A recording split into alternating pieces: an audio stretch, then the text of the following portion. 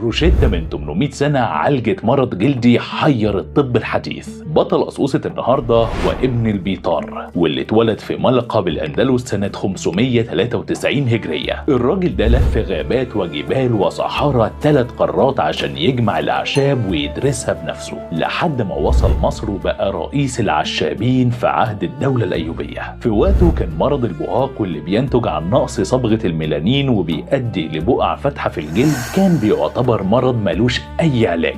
بس ابن البيطار ما رفعش الرايه البيضاء، فجاب نبته بريه غريبه اسمها الأطريلال وعمل منها دواء واداه للمرضى. وما كانتش دي بس الروشته، ابن البيطار طلب من المرضى ان هم ياخدوا الدواء ويخرجوا يعرضوا الجلد للشمس في وقت محدد. والمفاجاه ان البقع البيضاء بدات تختفي والجلد بدا يرجع لطبيعته. ابن البيطار ما كانش يعرف انه بالاكتشاف ده سبق الطب الحديث بقرون، لأنه ببساطة اكتشف مادة السورالين اللي بتخلي الجلد يتفاعل مع أشعة الشمس وينتج صبغة الميلانين.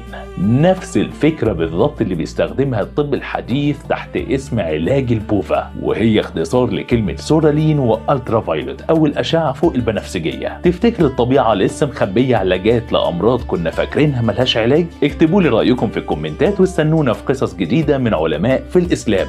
وسلام.